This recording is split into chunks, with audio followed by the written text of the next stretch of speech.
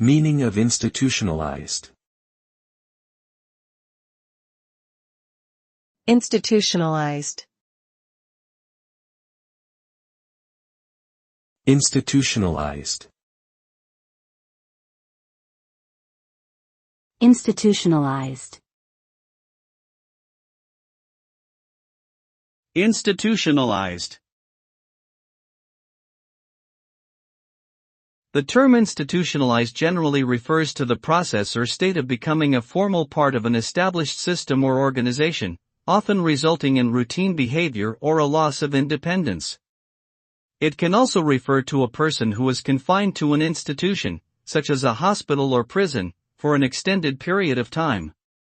In either case, the concept of institutionalization carries connotations of structure and conformity to established norms or procedures.